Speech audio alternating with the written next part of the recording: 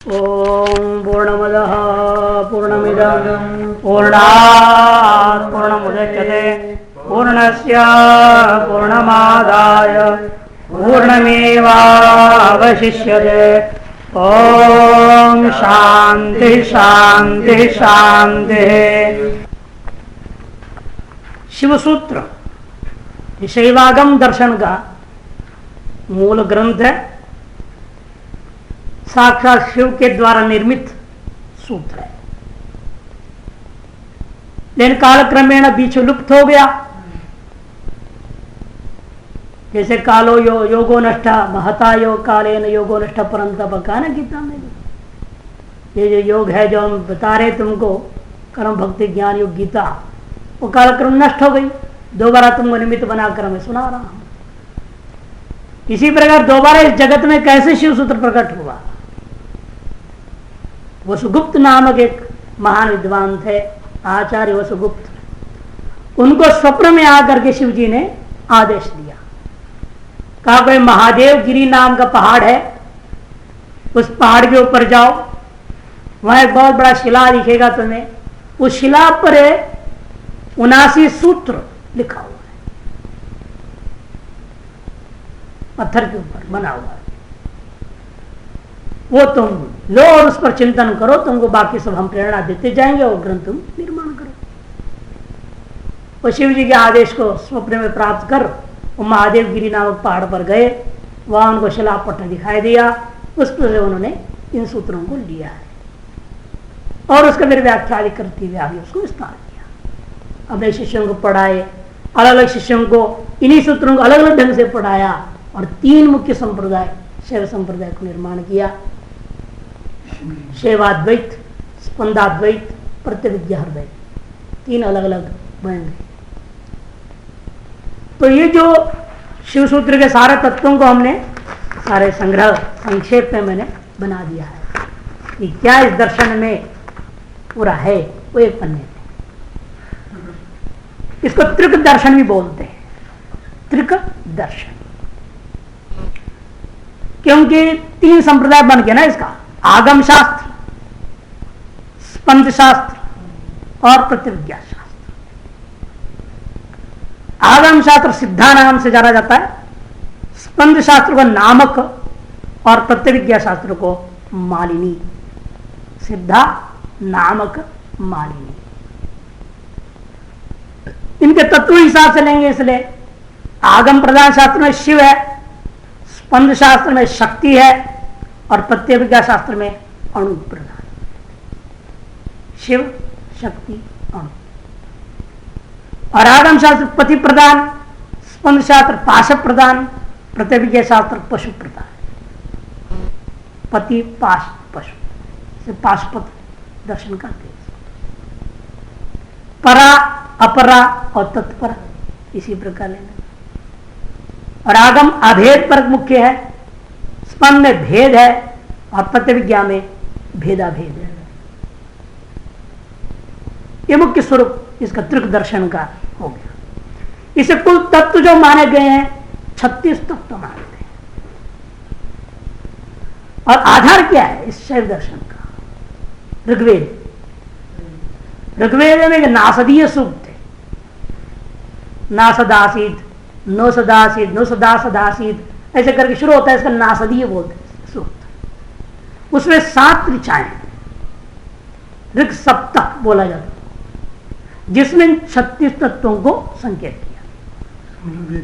वेद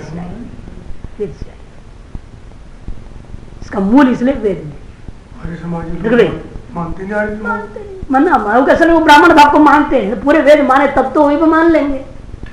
समस्या है पूरे वेद को मानते ही नहीं ना, केवल मंत्र भाग को मानते, और नासे सूक्त मंत्र भाग में है नहीं, ब्राह्मण भाग में है, इसे मानेंगे नहीं इस चीज को। उनकी समस्या ये ना, अर्ध कुकुटांड न्याय वाले बात है। वो आधा अंडा खाने के लिए, आधा अंडा बच्चा देने के लिए। न बच्चा देगा ना खा के हजम होएगा, बेकार काम होगा। वो अंडा बेकार गया। वही आलिम का वेद भी बेकार इनके लिए जो आधार मान कर रहे। यार तो जरती न्याय भी लगा देते हैं, ऊपर से जवान है औरत, नीचे से बूढ़ी है। ऊपर से जवान है, इधर से नीचे बूढ़ी है। ऐसा होता है क्या? जो मंत्र भाग वास्तविक वेद है, ब्राह्मण भाग वेद नहीं है, उसकी व्याख्या होने से अलग है, वो दूसरे लोगों ने लिख दिया। अर्धचर 3 न्याय बोलते, आधा बूढ़ा आधा जवान, ये सब इन पर लागू हो जाता है। एक 36 जो तत्व है तो शिव विद्या और आत्म तत्व माना जाता है। मुख्य है शिव तत्व, और शिव में वास्तव में फिर शिव शक्ति का सामर्थ्य ज्ञान से 2 भाग कर देंगे, शिव और शक्ति, 2 हो गया। और विद्या में 3 चीज आ जाती है, सदाशिव, ईश्वर और शुद्ध विद्या। 3 2 5 हो गया। फिर आत्मा, आत्म से संबद्ध गया है जीवात्मा के कारण से 31 तत्व आ जाता है, जिसकी पुरुष है, प्रकृति है, माया है, पंचकंचुक है, महदादि से लेकर पृथ्वी पर्यंत तत्व है। 31 और 5 36 तत्व हो जाते हैं। और दूसरे ढंग से समझाना है इसको, परमेश्वर के शुद्ध ब्रह्म का 5 कलाएं मानी गई, 5 कला जो 36 तत्व रूप में भाषित हो रहा है। अरे वो जो परमशिव है वो परातत्व है, विश्वोत्तीर्ण है, वो विश्व से परे है, वो पूर्ण है, एक अद्वितीय, वहां कुछ नहीं। और उसकी सबसे पहली कला होता है शांतातीत कला, उसको शुद्ध मानती है लोग। वहां क्या क्या है? शिव शक्ति दोनों है, शिव और शक्ति 2 हो गया। एक का 2 होना ये शांतातीत अवस्था है, शुद्ध अवस्था मानते हैं, लेकिन दोनों शुद्ध है, अभी अशुद्धि नहीं आई है।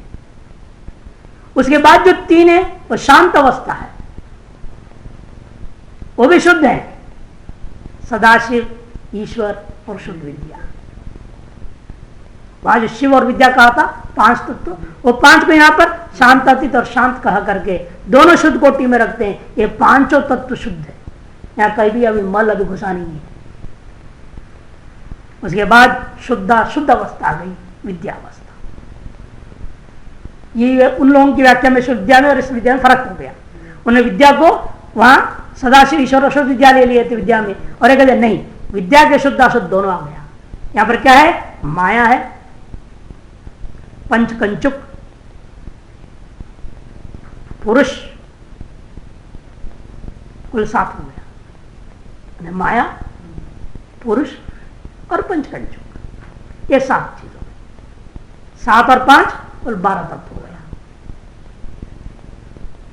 और 23 तत्व देंगे अभी, जो प्रतिष्ठा नाम से है, वो अशुद्ध है, जिसकी वजह से हम लोग यहां प्रतिष्ठित है। इसे उन तत्वों का नाम प्रतिष्ठा नाम से कह दिया, और वो अशुद्ध है। क्या क्या है उसमें? 5 ज्ञानेन्द्रिया, 5 कर्मेंद्रिया, 5 तन्मात्रा, 15 हो गए, 4 अंतःकरण और 4 भूत, पृथ्वी को छोड़ करके जल, तेज, वायु और आकाश, ये 4 भूत, ये 23 हो गए। ठीक है, ये जो 23 हो गया उसको अशुद्ध मानते हैं और प्रतिष्ठा कोटि में रखते हैं। और अंतिम वो भी अशुद्ध है, उसका नाम निवृत्ति है, केवल पृथ्वी तत्व रखते हैं उसमें। 36वां। इस प्रकार से 5 कला है, शांतातीत कला, शांत कला, विद्या कला, प्रतिष्ठा कला, निवृत्ति कला नाम से 5 कला है। वो उन्होंने 3 तत्व का और उसे 36 भाग कर दी। इनने 5 कला कहा और उसको 36 भाग कर दिया। कि जैसा भी करे, इस दर्शन पंचकलात्मक दर्शन भी कहा जा सकता है, और जो त्रिक तत्व दर्शन होने से त्रिक दर्शन भी इसको कहते हैं। पंच कला की शब्द का वाचक है, कला की शब्द का ईश्वर की माया का विश्व विस्तार, ईश्वर का जो विस्तार है सब कला है। विशुद्ध ब्रह्म में जो कुछ भी आपको भाषित हो रहा है उसको कला कोटि में, उसको कला नाम से कहते हैं। वहां जैसे होता है ना नाद बिंदु कला, वो सबसे मतलब नहीं है। यहाँ जो कुछ भी भाष रहा है वो ब्रह्म की कला है। ये सूर्य की किरण, जो कुछ क्या दिख रहा है, इस समय सारा सूर्य का किरण भाष रहा है, अनंत किरण है। उसको फिर हम क्या करते हैं? विशेष संज्ञाएं देकर किरणों को विभाजन कर देते हैं। इधर से जो कुछ भी भाष रहा है संसार, ब्रह्म ही अनंत रूप में भाषित हो रहा है। ये ब्रह्म की सारी कलाएं हैं, जैसे चंद्र की किरणें कला, चंद्र की कलाएं कह देते हैं हम लोग, वैसे ब्रह्म ही ये अनंत रूप जो दिख रहा है, शिव जो अनंत रूप दिख रहा है, परशिव, उसको फिर समझाने के लिए 5 रूप में विभाग कर दिया। उसको सारी कलाओं को 5 रूप में विभाग कर दिया, पंचकला कर दिया। कला शब्द का तात्पर्य कलयति थी कला, कलयति प्रकाशित कला, जो विशिष्ट प्रकाश रूप में भाषित होता है उसका नाम कला है। उन 5 कलाओं को शांतातीत, शांत, विद्या, प्रतिष्ठा, निवृत्ति कला नाम से लेकर के उन्होंने 36 तत्व को बता दिया। ये 5 कंचुक क्या है, बार बार हम लोग यहां प्रयोग करेंगे, उसको जानना जरूरी है। इसीलिए काल, कला, ये कला अलग चीज है, 5 कंचुक के अंतर्गत जो कला है वो अलग चीज है, ईश्वरीय शक्ति विशेष है। काल, कला, नियति, विद्या और राग, इसका विस्तार आगे आएगा सब सूत्रों में, तब करेंगे। इन्हें समझ रहा 5 कंचुक इन चीजों को करते हैं। बाकी इस ग्रंथ में, शिव सूत्र में आपको ये साधक 3 प्रकार के लोग मानते हैं। एक सामान्य साधक है, एक ऐसा अधिकारी है जो तत्वों को समझ रहा है, शाब्दिक रूप से अनुभव करना चाहता है,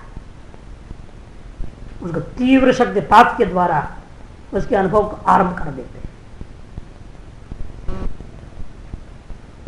तीव्र शब्दपात करना पड़ता है, तब उसको थोड़ी अनुभूति होती है, और उसकी जिज्ञासा बढ़ेगा और आगे वो अनुभूति की ओर आगे बढ़ेगा, साधना वाला करने लगेगा, आगे बढ़ेगा। उसको आणवोपाय कहते हैं। जहां तीव्र तर्क करनी पड़ जाए वो शाक्तोपाय, और तीव्रतम शब्दपात हो वो शांभवोपाय। हम नाम आएगा, अलग अलग क्यों नाम देंगे बात अलग चीज है। जैसे जैसे आप योग्यता बढ़ती है, साधक के ऊपर डिपेंड है, सब कुछ साधक पर निर्भर है। आरंभिक साधक को तीव्र शब्दपात, उसमें बताएंगे शांभवोपाय क्यों नाम पड़ रहा है, कि उसके अंदर यह सामर्थ्य आ गया, शिव के स्वरूप मात्र का परामर्श करने की सामर्थ्य, निर्गुण स्वरूप का चिंतन करने का, ध्यान करने का सामर्थ्य। ऐसे व्यक्ति को उसमें प्रवेश कराने के लिए ये शक्तिपात होते, तीव्रतम शक्तिपात करते हैं, वो शांभवोपाय कहा जाता है। हाँ। और दूसरा शाक्तोपाय, इसमें क्या है, उसे शिव का तो ज्ञान और क्रिया शक्ति दोनों का परामर्श है, अलग अलग रूप में। सामरस्य नहीं हुआ, आपके अंदर ज्ञान शक्ति भी है, क्रिया शक्ति भी है, शाक्तोपाय वाले। आणवोपाय मंत्रादि, क्यों, वो शिव क्रिया मात्र को ले रहा है, वह क्रिया मात्र है। शांभव में क्या है, ज्ञान के उभय नहीं है, शाक्त में ज्ञान क्रिया दोनों है, और आणव में ज्ञान नहीं, केवल क्रिया है। जहां केवल क्रिया, उसको लोग प्राणायाम वाणायाम सब कुछ करना पड़ेगा, सारी क्रियाओं में प्रधान, और इसको मंत्र और क्रिया दोनों रहेगी बीच वाले, और अगले को केवल समाधि कैसी दी। ये अधिकारी भेद से व्यवस्था इस तरह से, उसी वजह से सूत्र में भी है, साधना बताने के लिए शुरू में तत्व और समझाने के लिए 26 सूत्र, शाक्तोपाय के लिए 10 सूत्र, और अंत में शेष आपका पूरा का पूरा आणवोपाय में। इस प्रकार के सूत्रों को 3 उन्मेष बोलते हैं हम लोग, इसको शांभवोन्मेष, शाक्तोन्मेष, आणवोन्मेष सबसे भी व्यवहार किया जाता है। और यहां जो शब्दावली में हमेशा हम लोग प्रयोग शिव, शक्ति, सदाशिव, ईश्वर, माया, ये ज्यादा प्रयोग होते रहेंगे। शिव तत्व क्या है, यहां वो आध्यात्म भाव को बताना है, अध्यात्म भाव को शिव तत्व से कहा। शक्ति अधिभूत भाव को बोल रहा है, अधिभूत। और सदाशिव सारा जगत का अहम करने वाला, जगत अहम भाव को सदाशिव शब्द से कहें। और ईश्वर अहम भावाधिक्य, इससे भी अधिक है। और ठीक उल्टा माया जो है इदम भावाधिक्य वाले जीव को, यह इदम भावाधिक्य है, अहम भाव से भी ज्यादा इदम पर हम लोगों का जोर है, जीवों का। जीव को क्या है, इदम के प्रति बड़ी मोह माया लगे ना, जगत की वस्तु के प्रति। हाँ, बेटा है, बेटी है, घर है, द्वार है, कार, घोड़ा, संपत्ति, धन, वन, इन्हीं चीजों में ज्यादा लगा रहता आदमी। इदम भाव आधिक्य, ये माया है।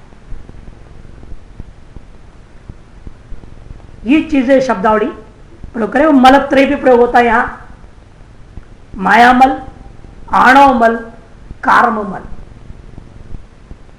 3 प्रकार के मल का भी विचार करेंगे। इन मल में भी मलत्रय युक्त अधिकारी 7 प्रकार के इसलिए अधिकारी फिर भेद कर देंगे मल को लेकर। जो प्रमाता है, ज्ञान प्राप्त कर रहा है प्रमाण के द्वारा, प्रमाता जो होते 7 प्रकार के प्रमाताओं का सीढ़ी बनाया इन्होंने। सप्तभूमि जैसे ज्ञान की 7 भूमियां होती है वहां, वैसे इन्होंने 7 यहाँ अवस्था ज्ञानी ज्ञान का, माने क्रिया माध्यम से हो, ज्ञान माध्यम से हो, मंत्र माध्यम से हो, तो कितना मल है उस पर निर्भर है। तीनों प्रकार का मल है वो एकदम निकृष्ट कोटि का है, उसको सकल प्रमाता कहते हैं। सब मल है, सकल मल होने से उसका नाम सकल प्रमाता। उससे उत्कृष्ट होता है प्रलयाकल प्रमाता। प्रलयाकल प्रमाता में क्या है, आणव मल है और कार्म मल है, माया मल दूर हो गया उसमें। ये द्वयुक्त का नाम प्रलयाकल प्रमाता। और विज्ञानकल प्रमाता कौन है, वो उसके पास केवल आणव मल है और उस आणव मल को ध्वंस करना चाह रहा है। कार्मल भी छूट गया, आणव मल है लेकिन अपने अनुभव जीव भाव रूपी मल उसके अंदर है, वो दूर करने की इच्छा है उसको ध्वंस करने की इच्छा है, उसके साधना कर रहा है। उससे उत्कृष्ट है जो मंत्रादि प्रयोग करके उसको काफी हद तक नष्ट कर दिया अनुभव। किंचित ध्वंसमान आणवमल शेष है, उसको विद्येश्वर कहेंगे। उससे उत्कृष्ट है ध्वंसमान आणवमल, एकदम थोड़ा सा रह गया, उसको मंत्रेश्वर कहते हैं, मंत्रेश्वर प्रमाता। फिर उससे उत्कृष्ट है जिसका ध्वस्त हो गया, आणवमल भी ध्वस्त हो गया, तेरा भी शिव भाव में स्थित नहीं, उसको कहते हैं मंत्र महेश्वर। मंत्रेश्वर के बाद मंत्र महेश्वर और अंत में साक्षात शिव है जिसका सारा मन ध्वस्त हो गया। ये विशुद्ध ब्रह्म है वेदांत। ऐसे लोग भेद आदि करते हो, फिर अन्य चीजें बाद में जैसे जैसे आगे बताऊंगा, जैसे संक्षेप में काफी संग्रह कर दिया है। और अब देखिए इसी शास्त्र के बारे में कुछ भूमिका के आधार पर विचार करते हैं। जो आपने देखा शास्त्र त्रय, आगम शास्त्र, स्पंद शास्त्र और प्रतिविज्ञा शास्त्र नाम से ये व्यवस्था देते हैं। लेकिन ये ध्यान रखना है जो बाद में हुआ वीरशैव, जो दक्षिण भारत में कर्नाटक में लिंगायत संप्रदाय नाम से प्रसिद्ध है, वीरशैव संप्रदाय भी कहते हैं, वो बिल्कुल अलग है। वो इस कश्मीर शैव, ये कश्मीर शैव से प्रसिद्ध ये चीज है। कश्मीर में जो शैव दर्शन प्रचलित हुआ उसके ठीक विरुद्ध में वो बोल रहे हैं, वीरशैव बिल्कुल अलग है। ये अद्वैत वेदांती है, ये शैवाद्वैत इनको कहा जाता है इसलिए। और वे लोग वीरशैव दर्शन वाले द्वैत प्रधान है, द्वैत प्रधान, अद्वैत नहीं वहां। ये इसलिए हम लोग जो विचार करें शिव सूत्र में, उसे उनका कोई चर्चा यहां बिल्कुल नहीं होगा, उसे कोई लेन देन नहीं, कोई संबंध नहीं है। और ये जो श्रेष्ठता किसमें कैसे माना जाता है, शास्त्रों में भी शास्त्रज्ञों ने सर्वश्रेष्ठ कहकर घोषित किसको किया है, त्रिक को, शास्त्र को माना। क्यों? श्लोक दिया है, वेदाच्छैवं ततो वाम ततो दक्षम ततः कुलम ततो मतम ततश्चापि त्रिकम सर्वोत्तमम मतम। त्रिक जो दर्शन है ये सर्वोत्तम मत कहा। वेदाच्छैवम, वेद की अपेक्षा से शैव आगम ज्यादा श्रेष्ठ है, क्योंकि वेद के अधिकारी सभी नहीं है ना, वेद सबको पच भी नहीं सकता, बहुत कठिन मामला है। और शैव आसान है क्योंकि इसमें कर्म और उपासना है, बुद्धि लग सकती है। और वहां जो कर्म और उपासना और ज्ञान, वेद में तो ज्ञान भी है ना शुद्ध बिल्कुल, वहां तो पूरा पकड़ ही नहीं पाएगा, परस्पर विरोधाभास हो जाएगा, भ्रांति में पड़ जाएगा, गति नहीं हो सकती। इसलिए कहा दिया वेद से ज्यादा शैव आगम श्रेष्ठ, शैव दर्शन। उस शैव में भी दो है फिर, वामपंथी दक्षिणपंथी। केवल शैव की अपेक्षा से वामपंथी श्रेष्ठ है, वामपंथी की अपेक्षा श्रेष्ठ दक्षिणपंथी, उससे भी कौल मार्गी उससे भी श्रेष्ठ है। तथा कौलम तत्व मतम, उसके बाद में शैव मत सामान्य जो है वो उससे भी श्रेष्ठ है। और उनसे भी श्रेष्ठ कौन है? त्रिकम सर्वोत्तम, त्रिक सर्वोत्तम। ऐसी इसकी प्रशंसा किया कि सर्वोत्तम मत क्यों माना जा रहा है इसको? क्योंकि साक्षात शिव ने वसुगुप्त को इसको दिया था। इस शैव सिद्धांत को दोबारा इस कलयुग में प्रकट वसुगुप्त के माध्यम से शिव ने किया है। इसलिए जैसे व्याकरण में क्या है, अन्य कितने व्याकरण थे पहले, वो सारे गायब ही हो गए। क्यों? साक्षात शिव ने पाणिनि को दे दिया 14 सूत्र, उसके माध्यम से बन गया जो व्याकरण। अभी पाणिनि व्याकरण आने के बाद में वो काश कृष्ण चांद्र ऐन्द्र सारा व्याकरण स्वाहा, एक भी उपलब्ध ही नहीं हो, गायब हो।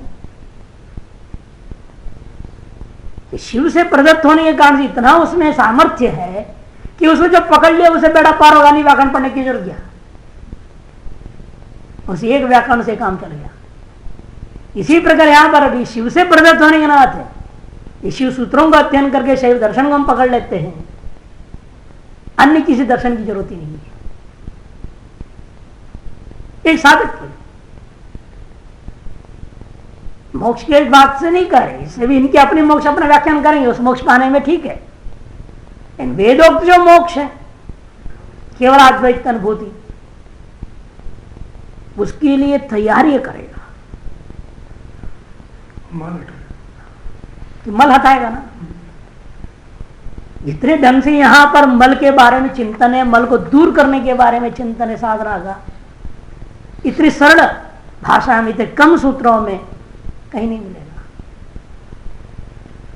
योग सूत्र भी 196 सूत्र है, वहां भी अलग अलग अधिकारी भेजता। पहले केवल समाधि का अधिकारी लिया, फिर जो है क्रिया योग का अधिकारी, फिर अष्टांग योग के अधिकारी लिया, वहां भी 3 प्रकार के अधिकार की चर्चा हुई, और 196 सूत्र में। और यहां तो 80 भी नहीं, एक कम, इसका आधे से भी कम हो गया ना। इतना छोटे से दर्शन में सारी बात कहा रहे हैं। शांभव उपाय में 30 सूत्र है, 23 सूत्र है, शाक्तोपाय में 10 सूत्र है, और आणवोपाय के लिए 46 सूत्र है। 23, 10 और 46 ये क्रम सूत्र। और जो परशिव बताया था हमने अभी आपको तत्व, जो विश्वोत्तर है, जो पंचकलाओं से परे है, जिसकी पंचकलाएं रूप में सब भाषित हो रहा है,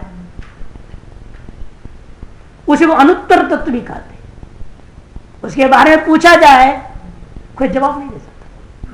महाराज जी थोड़ा जो वैदिक शब्द है ना, हाँ, अनुत्तर तत्व उनको बताते रहना। हाँ, बता रहे, इसे तो बोल रहा हूँ समझ में होता जाएगा कि यद्यपि उपाय त्रय वसुतत्व की दृष्टि से एक ही है, शांभोपाय शाक्तोपाय उपाय, उपाय तत्व के दृष्टिकोण से वो एक ही है, एक व द्वितीय है, 3 तत्व नहीं। इस उपाय से प्राप्त होने अलग तत्व से अलग, वो से अलग नहीं है, 3 प्रक्रिया अलग अलग है अधिकारी वेद से, लेकिन जो अनुभूयमान जो तत्व है वो एक है, वही अनुत्तर कहा जाता है, क्योंकि उसके बारे में पूछने पर कोई जवाब नहीं दे सकते। ये दक्षिणामूर्ति भगवान से संत कुमार आदि ने पूछा, आप ब्रह्म के बारे उपदेश दीजिए, तो कुछ नहीं, मौन होना पड़ा। गुरोस्तु मौनम व्याख्यानम शिष्यास्तु संशया, इसलिए कहा उत्तर नहीं दिया जा सकता है, वो अनुत्तर तत्व है। ये तो वाचो निवर्तन प्राप्य मनसा तैत्रीय भी कहता है, उपनिषद क्या है, तैत्रीय उपनिषद। इसलिए वो उस तत्व का नाम हम लोगों ने वेदों में भी क्या कहा, अनुत्तर तत्व। और उत्तर के अभाव में लोगों ने शून्य समझे। बुद्ध भगवान ने भी देखो जवाब नहीं दिया, जब भी आत्मा के बारे में पूछे तो मौन होता, लेकिन शिष्य योग्य नहीं थे, ये दक्षिणामूर्ति के सामने में सनत कुमार आदि ऋषि लोग थे, वो तो योग्य थे, मौन से उनको ब्रह्मानुभूति हो गई, संशय दूर हो गया। लेकिन इन मूर्खों को हुआ नहीं। बुद्ध भगवान के सामने जो बैठे थे ऋषि लोग, इन्होंने बुद्ध भगवान के मौन को शून्य कह दिया। वो आत्मा शून्य है, इसे कुछ बोल नहीं रहे हैं।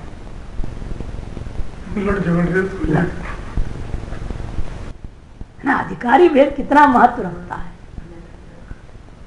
देखो बुद्ध भी गुरु मौन बोल रहा है, जवाब मौन से दिया, दक्षिणामूर्ति भी मौन से जवाब दिए, लेकिन आप पूछने वालों को ब्रह्मानुभूति हो गई या पूछने वालों को ब्रह्म की भ्रांति हो गई। ठीक है, इतना अंतर हो गया ना। इसलिए अधिकारी भेद बहुत महत्वपूर्ण है। अब हम पढ़ाने वाले हम अकेले 4 बैठे हैं, 4 अलग अलग पकड़ लेंगे, अलग अलग व्याख्या समझेगा, अपने दिमाग लगाएगा ना, कुछ हम मसाला उसमें गड़बड़ा जाएगा। इसीलिए ईश्वर की 5 शक्तियों में से मुख्य मानते अनुग्रह शक्ति। ईश्वर के पास 5 शक्तियां हैं, सृष्टि शक्ति, स्थिति शक्ति, प्रलय शक्ति, निग्रह शक्ति और अनुग्रह शक्ति।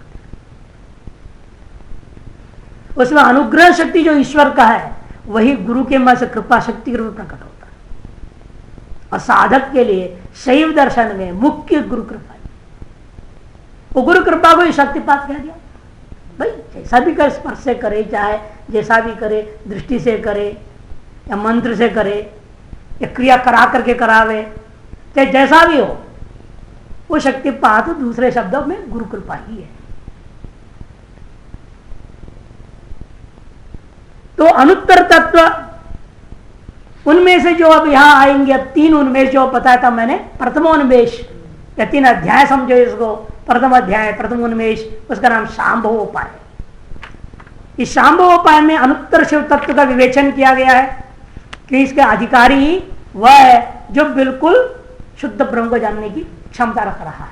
उसकी बुद्धि इतनी तीक्ष्ण है, इतना समर्थ है। दृश्यत्व क्रिया बुद्धिया सूक्ष्म या सूक्ष्मदर्शी जगटोपनिषद में कहा, ऐसे सूक्ष्मदर्शी, सूक्ष्म बुद्धि वाला, तीक्ष्ण बुद्धि वाला, पहनी बुद्धि वाला जो अधिकारी है, जो तीव्रतम शक्तिपात के द्वारा गुरु कृपा से उस तत्व की ओर जा सकते हैं, ऐसे अधिकारी के लिए उस अनुत्तर तत्व शिव तत्व की व्याख्या प्रथम उन्मेष प्रथम अध्याय समझो इसमें किया गया है। इसे सर्वोत्कृष्ट उपाय कहा गया। इसको हठपाक क्रम भी इसको कहते हैं। हठपाक क्रम शब्दावली इनकी अपनी, दार्शनिक शब्दावली इनका अपना। तो अत्यंत आवश्यक है, इसलिए क्योंकि जो है प्रमेय पदार्थों का आत्मस्वरूप की प्राप्ति में समस्त प्रमेय पदार्थों का सम्यक प्रकार से प्रशमन करना यह अत्यंत आवश्यक। जब तक इन पदार्थों के अस्तित्व के अंदर है, आप समझ रहे ये चीज है, मान लिया आपने, तो फंस गए। इसे हम लोग बार बार कहते हैं, आप महत्व किसको दे रहे हैं? महत्व सभी दृश्य को दे रहे हैं, कोई अधिष्ठान का महत्व किसी को है नहीं। दृश्य के प्रति हमारा महत्व होने से हम दृश्य में उलझे हुए हैं, पड़े हुए उसी में। आप दृश्य में किस दृश्य को कितना महत्व दे रहे हैं? एकदम निकृष्ट दृश्य भी है, सर्वोत्कृष्ट दृश्य भी है।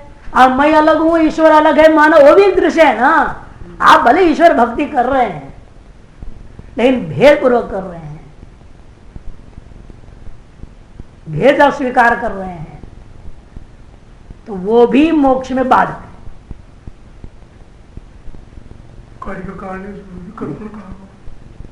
इसलिए हठपाक क्रम इन्होंने कहा इसका नाम, जिसका दूसरा नाम शांभवोपाय भी कहते हैं। इसमें क्या होता है वो एक श्लोक दे रहा है, देखिए। स्वात्मन्येव चिदाकाशे विश्वमस्म्यव भासयन् सृष्टा विश्वात्मकैति प्रतया भैरवात्मता मत्तेवोदितम् इदं मय्येव प्रतिबिंबितं मदभिन्नम् इदं चेति तदोपाय स शांभवः। क्या मान रहा है? स्वात्मन्येव चिदाकाश, अपनी ही चिदाकाश में, विश्वमस्मि, मैं ही विश्व रूप में भाषित हो रहा हूं, अवभाषयन, मैं ही सृष्टा हूं और मैं विश्वात्मक भी हूं। इस परंपरा से अपने आप को शिव रूपता मानना, भैरव रूपता माने शिव रूपता मानना। अतएव उसका निष्कर्ष क्या है? मत्तेव इदम सर्वम, मुझसे ये सारा जगत पैदा हुआ है।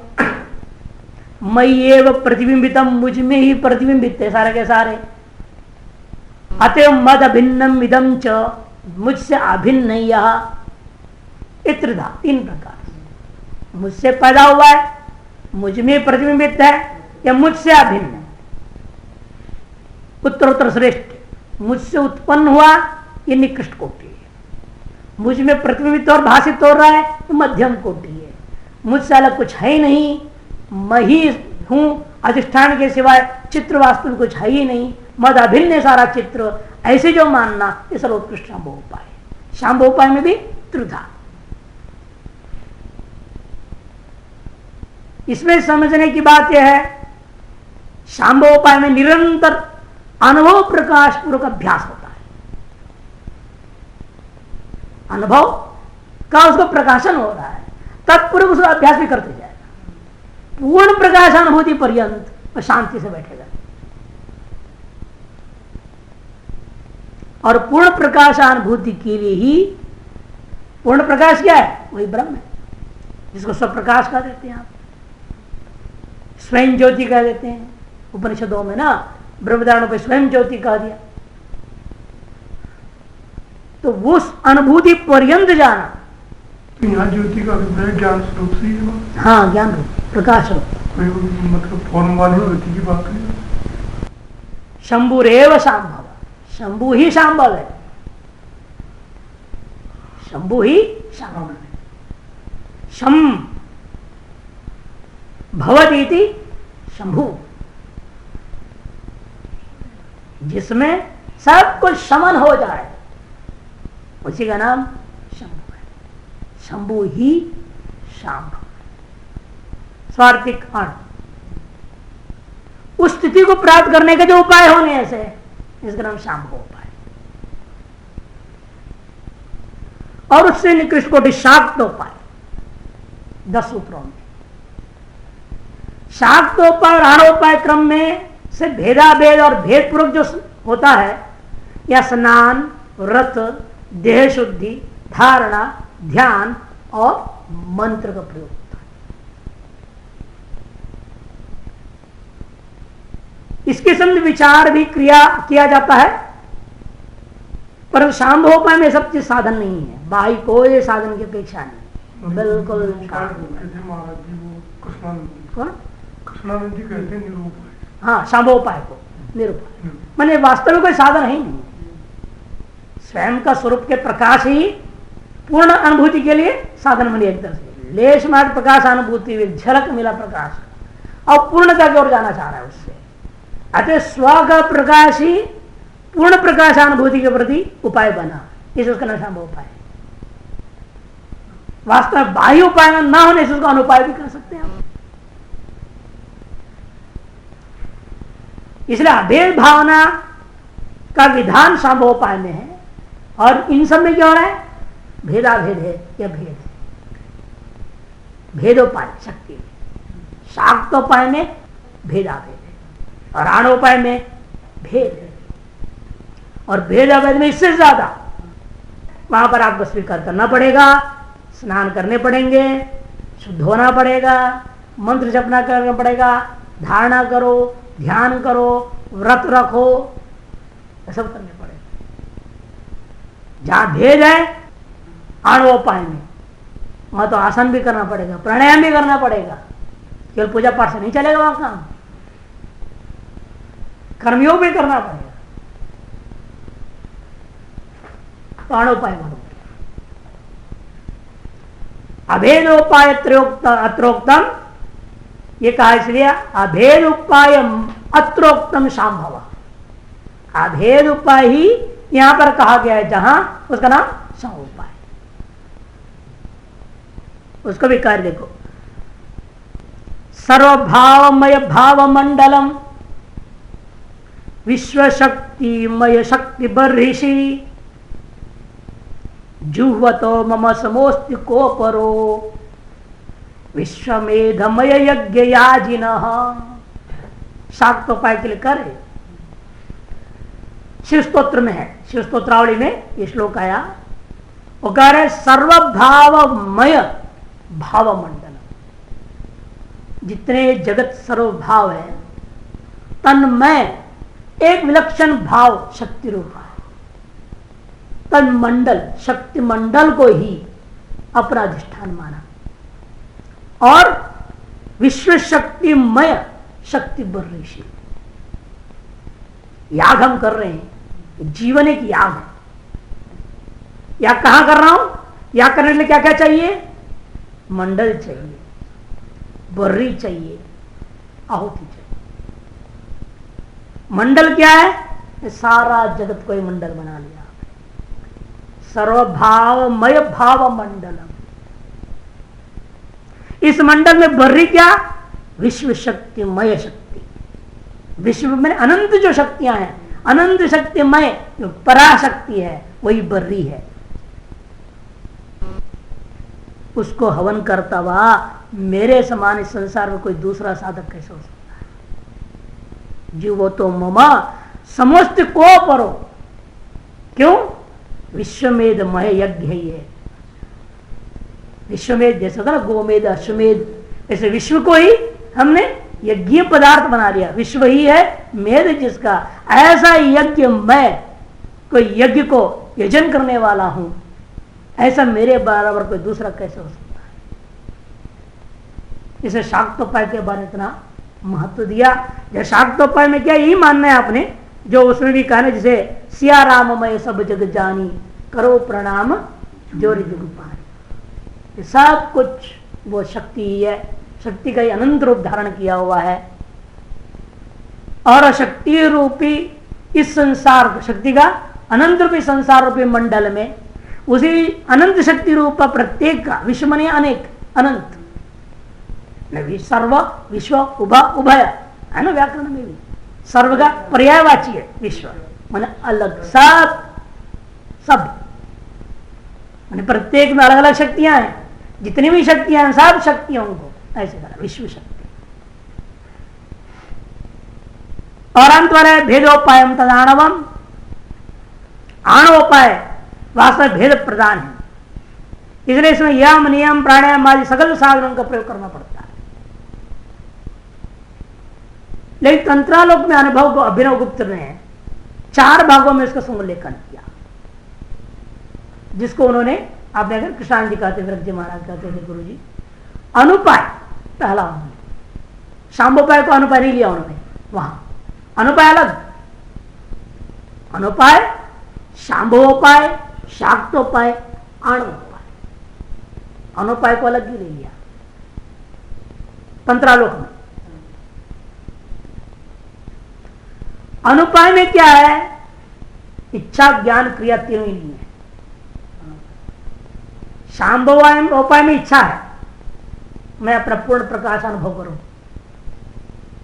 शाक्तोपाय में ज्ञान प्रदान, और आणवोपाय में क्रिया प्रदान। लेकिन जहां क्रिया भी नहीं, ज्ञान भी नहीं, इच्छा भी नहीं, तीनों ही नहीं, अनुपाय हो गया। अनुपाय जो कि अनुपाय में क्या होता है? शाम्भव का ही चरम रूप है, समझे। शाम्भोपाय का ही चरम स्वरूप है अनुपाय का।